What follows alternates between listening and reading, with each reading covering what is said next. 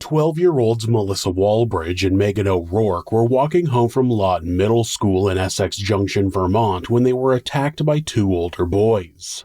They would be the subjects of an unimaginable nightmare that would leave one girl dead and another clinging to life.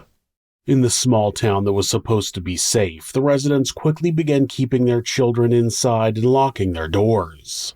Locals were sure that the police were hunting down some crazed outsiders who had drifted into their town and committed the heinous crime, so they were shocked to learn that the attackers were two children living right there with them.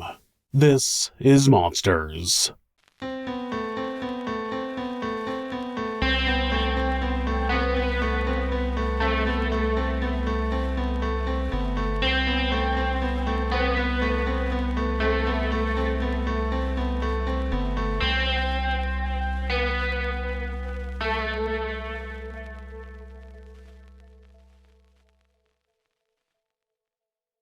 Louie Hamlin III was born on October 29, 1964.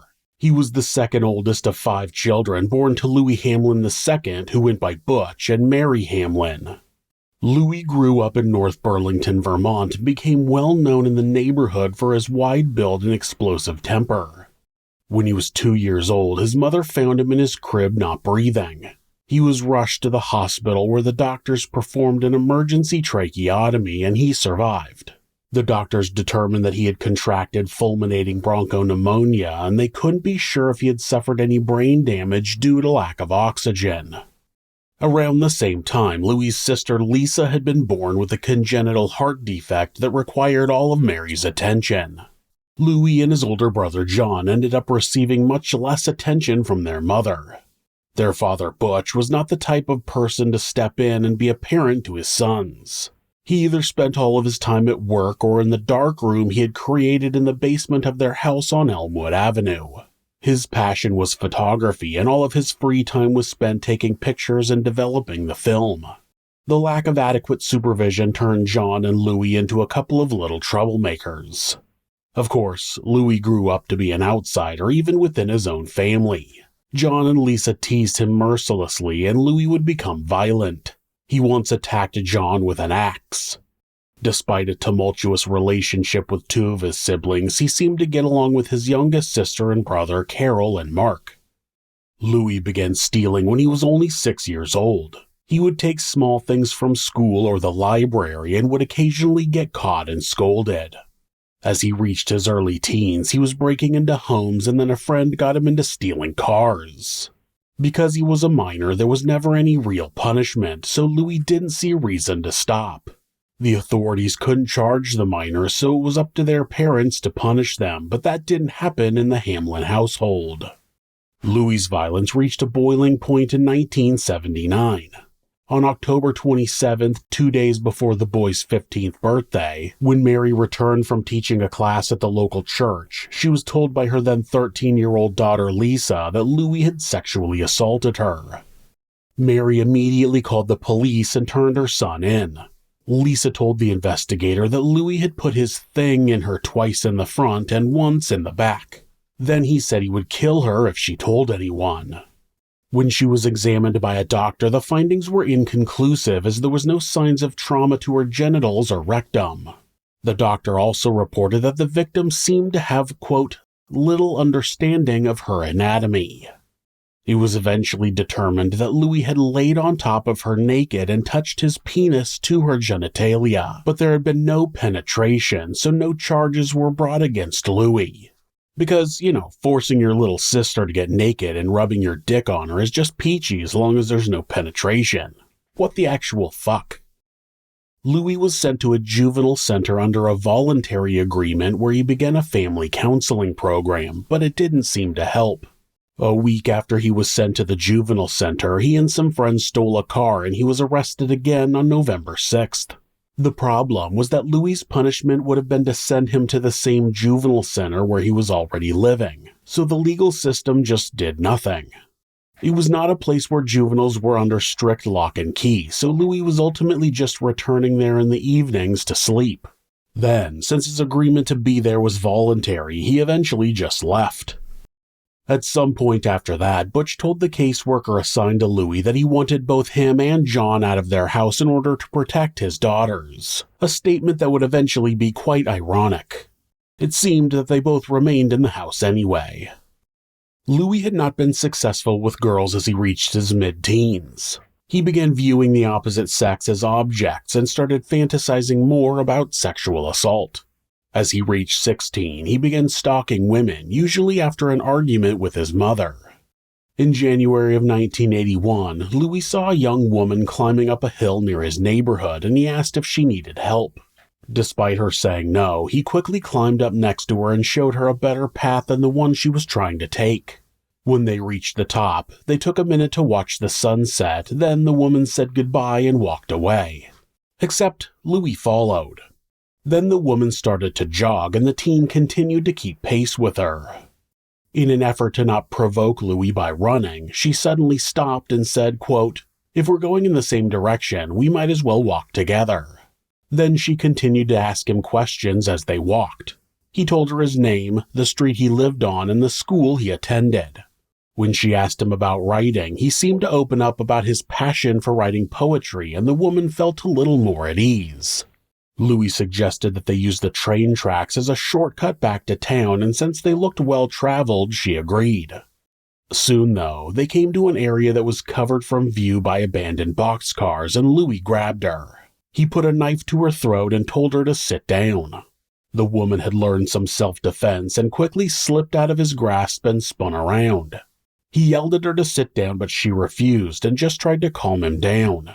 She believed that he would be able to catch her if she ran and he would likely overpower her, so her only option was to try and talk him out of whatever he had been planning.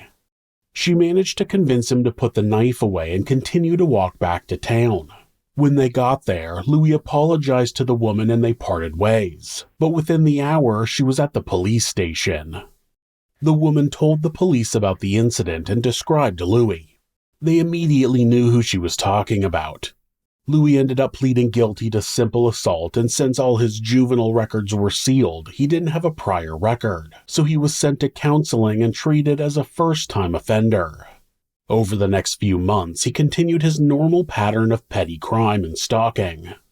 In May, Louie was suspended from school for fighting with another student, so he spent his time wandering around town with his best friend. Jamie Savage was born on September 20th, 1965 to Renee and Janet Savage. He was the youngest of 3 full siblings. Eventually, Janet left Renee and remarried a man named Bernie Lefevre. The new couple would have 3 more children together. The Savage brothers grew up to be well-known troublemakers in the neighborhood. They would throw rocks at windows and pick fights. When petty crimes happened in the area, the Savage boys were usually the first suspects, but Janet would always step in and protect them. Like Louie, being juveniles protected them from any punishment for quite a while, but Jamie's older brother Jody learned the hard way that protection wouldn't last forever. Just after his 16th birthday, he, Jamie, and Louie stole a car, and after getting pulled over, the 2 younger boys were free to go, but Jody ended up spending 30 days in jail. After that, Jody began living with their father full-time. Jamie and his other brother, Renee Jr., had both dropped out of school in their teens, and Jamie had found part-time work as a dishwasher at the Lincoln Inn by lying about his age. Jamie had been friends with Louie for years, having met in North Burlington as kids. Their homes were a few blocks apart, but in 1989 the Savage Lefevre family moved about 15 minutes east to Essex Junction. The move was a minor annoyance, and the 2 still spent all of their time together, especially in mid-May of 1981, while both were out of school. Louie had spent the night at Jamie's house on Thursday, May 14th, since Bernie had been away at his National Guard duty. Otherwise, he didn't want the teen at his house. He thought he was a bad influence on Jamie. Friday morning, Jamie got his 3 younger half-siblings ready for school as Janet left for work early. He grabbed a paring knife and stuck it in his jacket pocket. Once they were out of the house, he and Louie began their day of mischievous vagrancy. They hopped on a bus for Burlington and stopped at Louie's house where he called his probation officer. Then he grabbed some fresh clothes and a buck knife before the two headed back to Essex Junction. They took their BB guns to a nearby park to hunt squirrels, but once there, they decided to look for a different kind of prey. They had been talking about finding a girl to sexually assault for a while. They had stalked women and even wandered around downtown at night in search of a victim, but never found the opportunity. Now in the woods, which they were very familiar with, they were about to meet their first victims. Melissa Walbridge, who went by Missy, was born on July 17, 1968 to Eric and Marie Walbridge. She had a younger brother named Judd. Eric worked at the local General Electric factory and Marie owned her own painting and wallpaper business.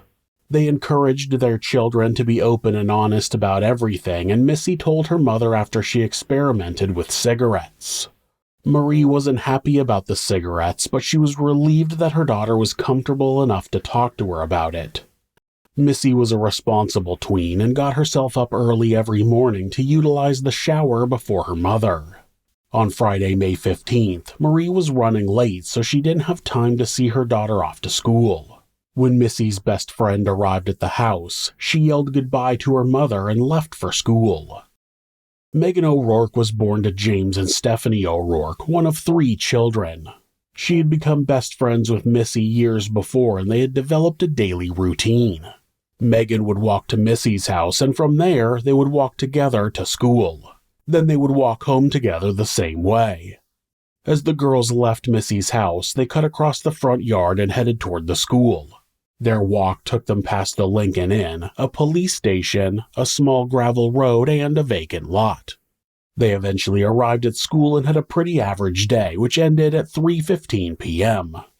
They weren't able to leave immediately because Meghan had to deliver a report to her music teacher, but when she arrived at the classroom, the teacher was in a meeting. They had to wait 20 minutes before the teacher was free, and by then, all of their other friends were long gone. They started out on the path they normally took between the school and home. They stopped at a nearby playground and spent some time on the swings, chatting as they soared above the ground. When the rain began to increase, the girls decided it was time to make their way home. Missy suggested they take a shortcut through the woods that would cut 5 to 10 minutes off of their trip. Meghan objected. They had been warned to stay out of the woods for safety reasons, but it was a common path that they had both used many times before. Meghan had taken the shortcut a few days prior when she was chased by 2 boys, one taller with blonde hair and one shorter with dark hair and a beard. She managed to evade the boys, and when she got home, she immediately called Missy and told her all about it. Missy firmly believed that Essex Junction was too safe for anything bad to happen and managed to convince Meghan to take the shortcut. The benefit of that decision meant that the tree canopy shielded them from much of the rain. The rain had made Jamie want to head home as well. He yelled to Louie that they should go, but at that moment his friend motioned for him to get down. If the 12-year-olds had been a few seconds later walking through those woods, Louie and Jamie may have already turned and been walking away as they came into sight. As it happened, Louie had just caught a glimpse of the girls as Jessie suggested leaving. The boys waited until Missy and Meghan had started down a narrow path and began sneaking up behind them. The ground was mushy, which helped muffle their steps. They decided ahead of time which one they would each grab, and when they got close enough, they both slipped their hands around each girl's mouth and pulled them backwards. Then they pressed the barrels of their BB guns against the girls' bodies. They had no way of knowing that they weren't real guns at first. Louie looked old for his age. With dark hair and a scraggly beard, he was short and broad. Missy tried to fight against him, but her tiny frame was no match. Jamie was tall and lanky with blonde hair. He also easily dragged Meghan into the brush. Louie pressed his gun into Missy's neck and told them both to take off their clothes. Jamie was holding his gun to Meghan's head, so she gave in and started undressing, but Missy begged for them to stop. She asked him why he was doing it, but he only got more angry and yelled at her to get undressed. After that, the 2 teens sexually assaulted the girls for about 10 minutes. After they finished violating the 12-year-old girls, they tied them up with their clothes and began shooting them with the BB guns. Louie and Jamie each grabbed a girl and dragged them further into the forest until they got to a clearing with 2 old mattresses. They threw the girls to the ground and Louie shot Missy in the eye.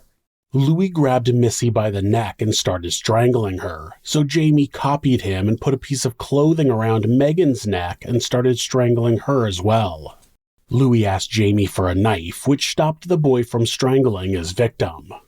When Louie had the knife in his hand, he didn't hesitate to deliver a frenzy of stabs and slashes to Missy. He stabbed her in the neck, abdomen, and chest, once hitting her directly in the heart. Then he went over to Meghan, who was lying on her stomach, and stabbed her in the back. She lost consciousness, and Louie pulled her head up with her hair and stabbed her in the chest. When Louie was satisfied that the girls were dead, he tossed the knife into the woods and the teens started to flee, but then Jamie threw up. His actions quickly affected him, but Louie showed no signs of remorse. They ran back to the spot where they had attacked the girls and collected the remaining clothes and backpacks. Then, as they passed back by the lifeless bodies of Melissa and Meghan, they put the mattresses over them to buy themselves some time before they were ever discovered. On their way back out of the woods, they dug a shallow hole with their feet and put the clothes and backpacks in before covering them with dirt and walking back towards town. They walked to a local shop and went in to buy soda as if nothing had happened. Louie had a spot of blood on his t-shirt, but he zipped his jacket up to cover it.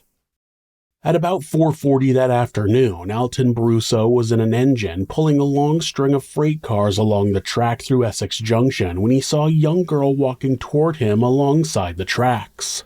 He knew that the tracks were frequently used as a shortcut by local kids, so he wasn't surprised by her presence. But he did think it was odd that the girl was in nothing but a red bathing suit, especially in the current rainy weather. As he pulled closer to the girl, though, he realized that she wasn't wearing a bathing suit. She was completely nude and the red was blood covering her whole body. He called for the train to stop and rushed to the girl's aid. As he got to her, she asked him for help and collapsed.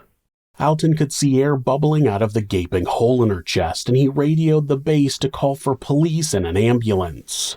He then ran 100 yards with the bleeding girl in his arms and then handed her off to Howard Constantine, the train's brakeman, to run the next 100 yards to the area where an ambulance would have access. Fortunately, the parking lot for the closest business was only a few blocks away from the police station. Members of the town rescue squad were also close by and arrived in the parking lot just as Howard arrived with the girl. The first responders did what they could to control the bleeding, and the girl was rushed to the trauma center in Burlington. During the ride, the girl was conscious and she was able to give her name, Meghan O'Rourke.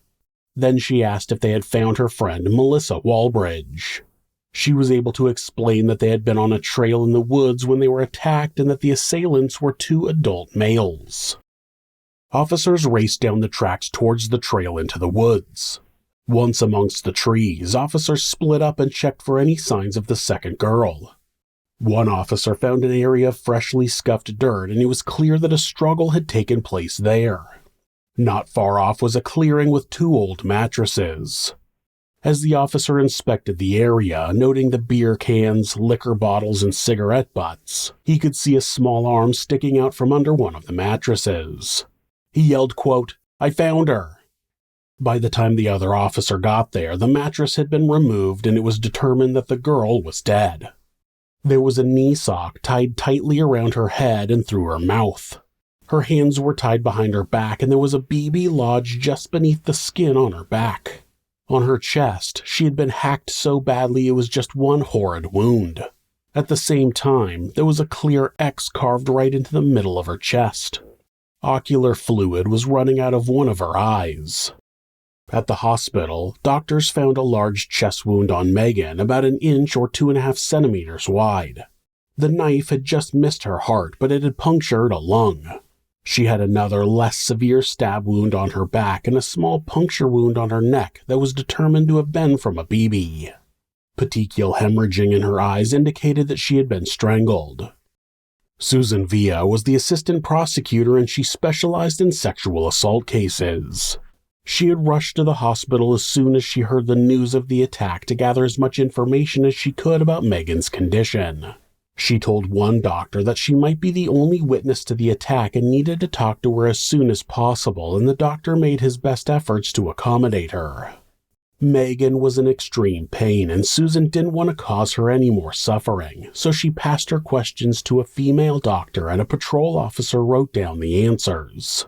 The doctor told her to nod yes or no, and if she couldn't do that, to raise one finger for yes. The girl answered no, and she was asked if she knew her attackers, and the same when asked if they were in a car. When she was asked if she remembered what they looked like, she nodded yes, so the doctor took off her oxygen mask and leaned in close to hear her description. One was tall and lanky with blonde hair, and the other was short and stout with dark hair and a beard. She had seen them in the woods 2 days prior. Missy's body was removed from the scene at about 10 o'clock that evening and taken for autopsy. The examination revealed no new information that would assist in finding the people responsible for the attack. On Saturday, the investigators returned to the woods to search for more evidence.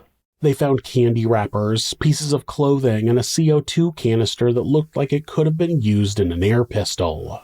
Then, one investigator found a paring knife in a thicket near the crime scene. At the same time, the news broadcasted the description of the attackers, which brought in hundreds of tips. People were reporting anyone who they thought was suspicious, but none of the tips helped the investigation. Due to the town not being used to murders happening in their little community, there was a no-holds-barred opinion to catching the two men responsible for the crime. The town approved a $10,000 reward for information leading to the arrest of the attackers and another $10,000 to cover extra resources for the investigators. Unfortunately, the prior safety made the town residents, including the police, sure that the attackers were not local. Surely an Essex resident couldn't be so evil to sexually assault and murder two 12-year-olds right here in their own town. That had to be someone from a nearby city who had just wandered into their little haven. Meghan had pulled through her surgery and was recovering in the hospital. Her family had stayed by her side and, when she was strong enough, they broke the news that Missy hadn't made it. She was initially afraid that the Walbridges would blame her for what happened, but they assured her that that wasn't the case. The Walbridges were obviously devastated by the death of their daughter, but they made it clear that they did not hold any resentment against Meghan and only wished for her to get better.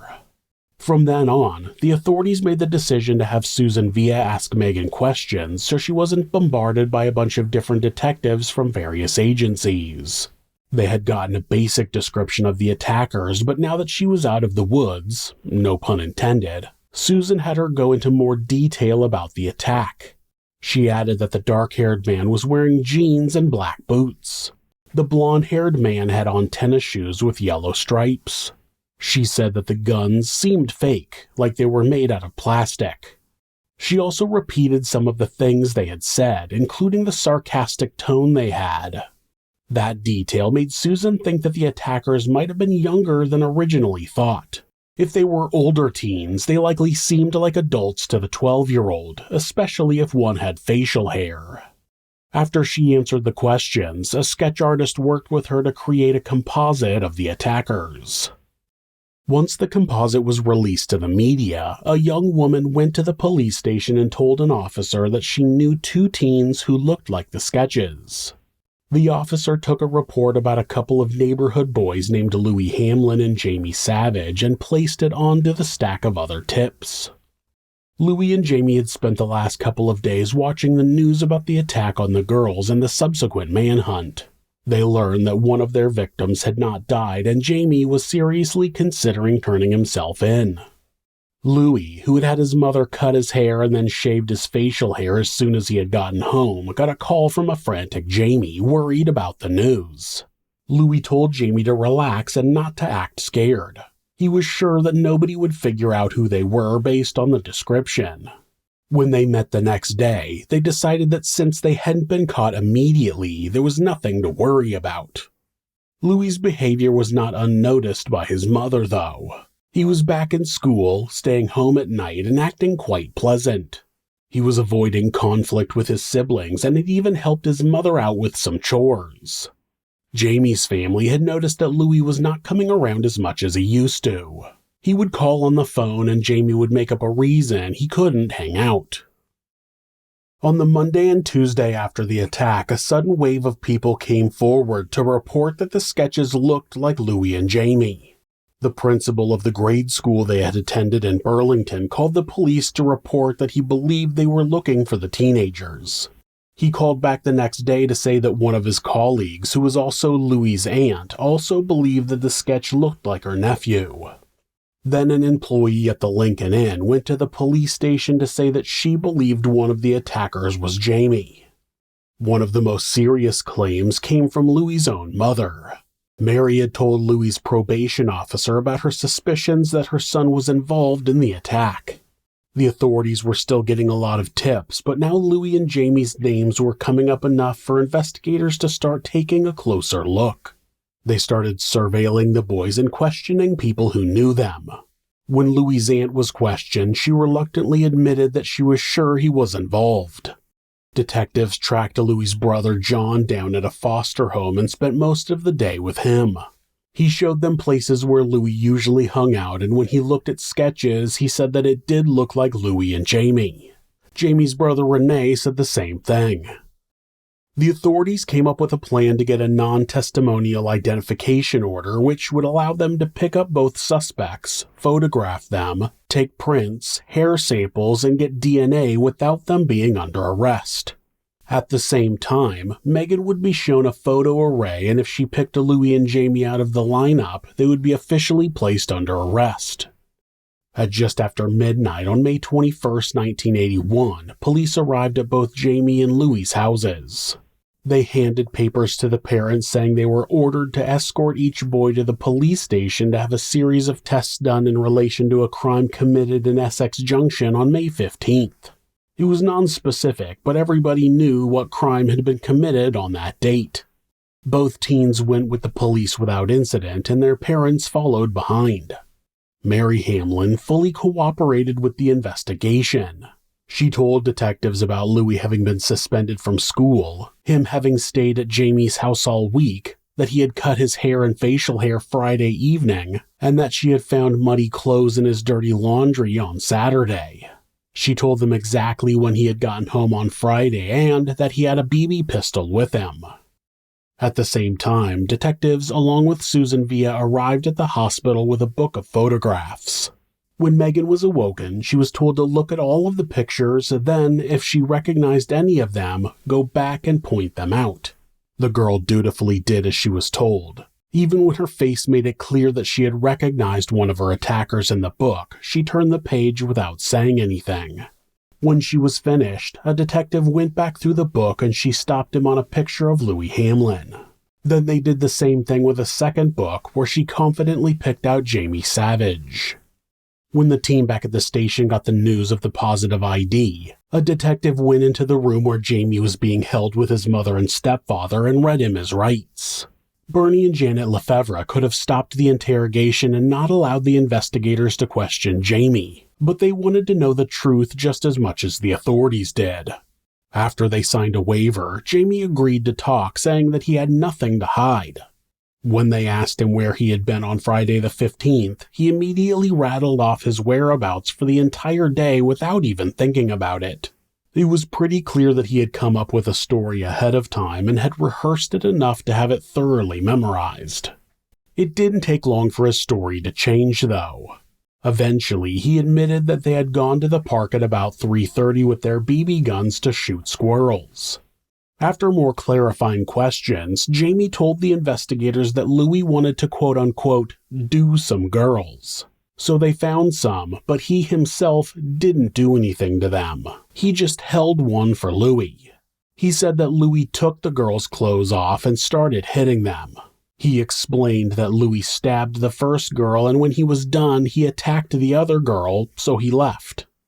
Obviously, Jamie's story did not match Meghan's story, so they knew he was lying. When it was clear that Jamie was going to try to stick to that story, the detective told him that his story conflicted with what both Meghan and Louie had told them. Of course, Louie hadn't told them anything. His father had told Mary to wait for a lawyer, but Jamie didn't know that. Besides, Meghan's story was the one they believed was fact. The detective revealed little pieces of details that would let Jamie know that he knew what had happened and that he needed to tell the truth. He eventually confessed that he had ordered Meghan to take off her clothes, but said that he didn't do anything else. After convincing Janet to leave the room, allowing Bernie to stay in the interrogation as Jamie's guardian as legally required for a juvenile, the boy finally opened up about what really happened that day, for the most part. He admitted to grabbing the girls, making them strip, and he admitted to choking one of them with a sock. He still adamantly denied having any sexual contact with either of them. They explained to him that they had taken his DNA and what that meant for the investigation, but he stuck to his guns. After a while, it became apparent that Jamie wasn't entirely clear about what they were talking about. When the detective asked him if he knew what the words erection, stimulate, and intercourse meant, he said no to all. Eventually, using more slang terms, he admitted that he had tried to insert his penis into Meghan, but wasn't able to get it in. Then he admitted that he and Louie had buried the girls' clothes in backpacks near the crime scene and offered to take authorities to the location. Eventually, Louie told Mary that he didn't care what his father thought and he wanted to talk. With his and Mary's approval, what Butch wanted was of no concern to the investigators and they read Louie his rights. Of course, Louie completely denied any involvement. He said he had been in a different part of town. He said he had sold his BB gun prior to the attack. He said he cut his hair and shaved his beard because he just felt like it. When the detectives countered with the inconsistencies in his story, he maintained his innocence. When they told him that Jamie had confessed and was pinning everything on him, Mary stopped the investigators and told them she had changed her mind. She wanted to talk to a lawyer. From there, the interview was over and Louie would never admit to any involvement in the violent torture, sexual assault and murder of one girl and attempted murder of another. Both teens were charged with sexual assault and murder, but since Jamie was still under the age of 16, he would be tried in juvenile court, which meant if he was found guilty, he was required by law to be released when he turned 18. Louie was facing a possible life sentence. When the Hamlin house was searched the morning after the boys had been taken into custody, the investigators found the usual stuff that would be associated with Louie. They found loose BBs and a receipt for a BB gun. They found a few knives as well as a number of clothing items that matched what he had been described wearing the night of the attack. Then the investigators went into the basement to look around and they started discovering some things that seemed strange. There were multiple garbage cans filled with papers that women had been cut out of. Anything from catalogs to nudie magazines. Then they saw the door that led to Butch's darkroom and asked him to unlock it. He protested, assuring the investigators that he had been the only person in there, but they insisted. Inside, they found the typical supplies for a darkroom before noticing a wooden trunk that was locked. Again, they asked Butch to open it, and again, he protested. After threatening to break open the trunk, he relented and opened it. Inside were rolls of film and negatives along with multiple books of photos of nude women and people engaging in a variety of sex acts. Then they found a manila envelope that had Lisa Hamlin written on it. Inside were negatives and 8x11 photographs of 15-year-old Lisa, Butch's daughter, nude, in sexually explicit poses with a nude man whose face was obscured from the photo. That was when Butch was taken upstairs and read his rights.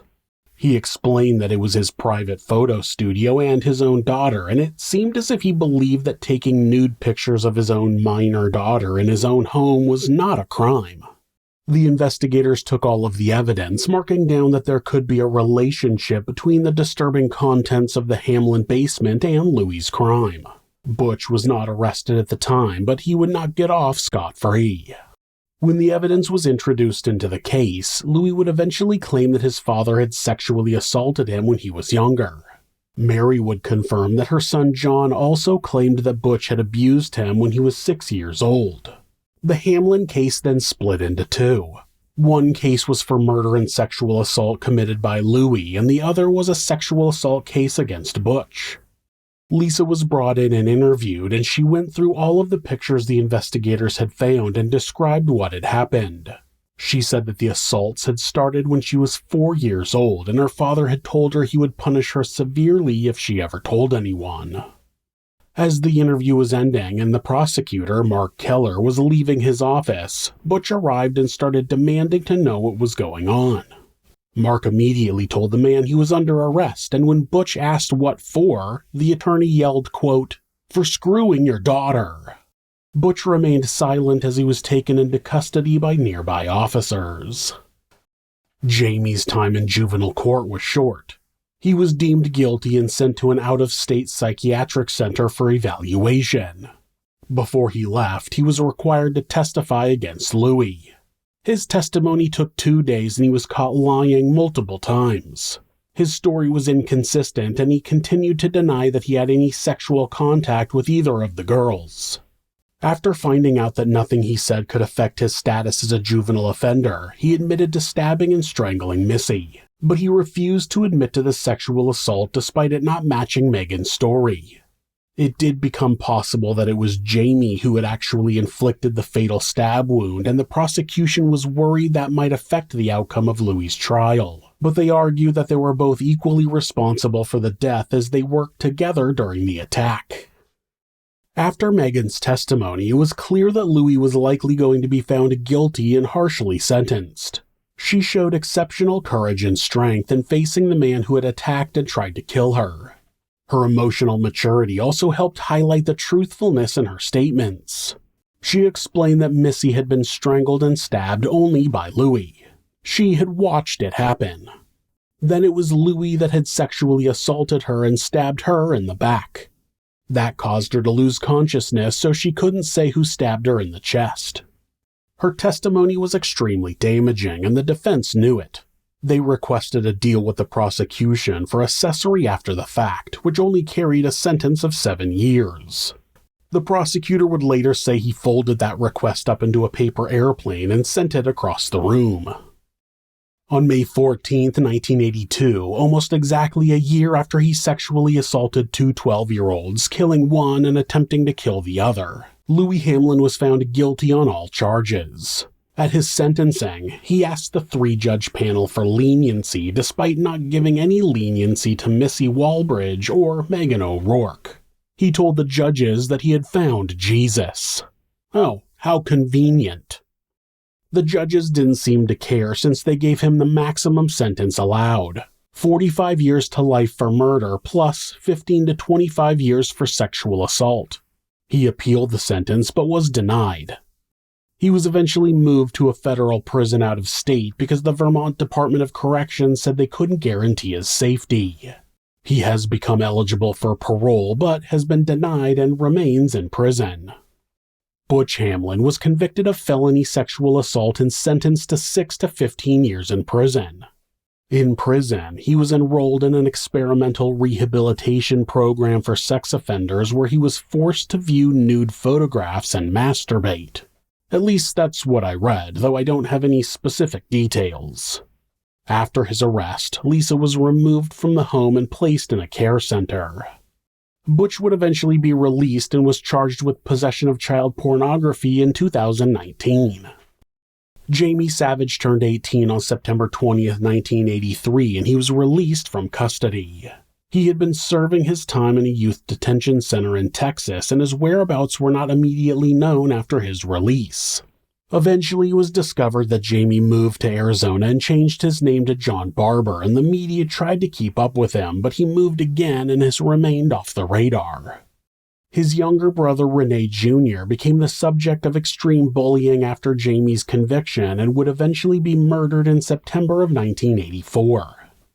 The acts carried out during and around this horrible crime tore apart 4 families. Not only did the Walbridges lose a daughter and the O'Rourkes have to deal with the lasting trauma that Meghan suffered, but the Savages were harassed before losing a child and the Hamlins' dark secrets were exposed. The entire community's sense of safety was taken away and they began setting curfews and locking their doors.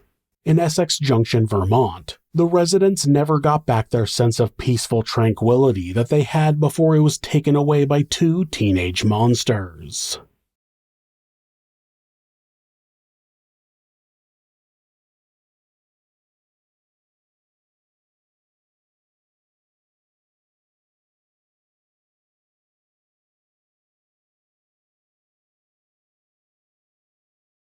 If you're a fan of true crime, hit subscribe and turn on notifications so you don't miss an episode. You can also hit like or leave us a comment. You can check out our other show, Somewhere Sinister, on YouTube or anywhere that you listen to podcasts. If you'd like to support the show, check out our merchandise at thisismonsters.com. The link is in the description. Thanks again, and be safe.